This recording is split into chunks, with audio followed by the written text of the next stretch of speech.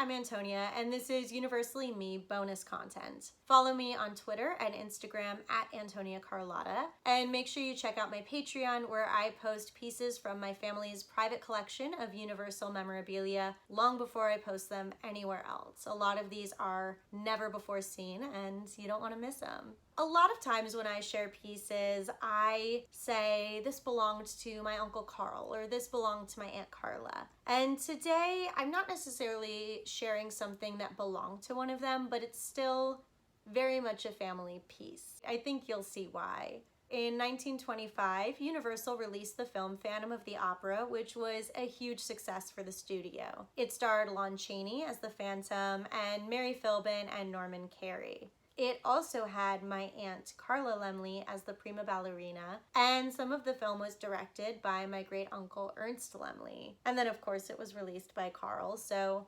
very much a family movie for me. The film, like I said, came out in 1925. Sound movies started coming out around like 1928, 1929. And so in 1930, Universal really saw a great opportunity to re-release the Phantom of the Opera with sound. They did some reshoots that were mostly led by my uncle Ernst Laemmle, and they were able to get Norman Carey and Mary Philbin back for these reshoots. For the Phantom, they couldn't get Lon Chaney again. So what I have to share with you today is from that remake. So this is a poster that would have likely been in a theater promoting the new sound version of Phantom of the Opera. Up here, it says Richmond, which I believe must be where the theater was, unless it was the Richmond Theater, but I just have to imagine that the Richmond Theater must have been in, what, Richmond, Virginia? So Richmond, Monday, Tuesday, and Wednesday, March 3rd, 4th, and 5th.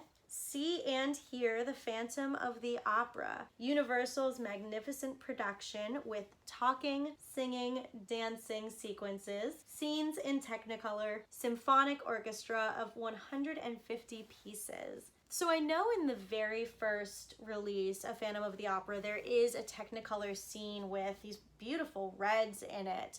And so I don't know if the Technicolor sequence is referring to that or if they did more Technicolor filming. Down here it says, from the novel by Gaston Leroux, directed by Rupert Julian, presented by Carl Laemmle. Starring Lon Chaney with Mary Philbin and Norman Carey and a cast of 5,000. A lot of people were really eager to hear Lon Chaney in his first sound role, in his first speaking role, but since they couldn't get him back for this, I think that his voice might have been done by Philip Smalley. In order to be honest, they had to say that Lon Chaney's role was a silent portrayal. You also may be wondering, well, wow, they did this amazing re-release of The Phantom. How come I've never heard of it? Why have I never heard The Phantom when I watched it? Unfortunately, in a fire in the 1940s at Universal, it was lost. So it's now considered a lost film.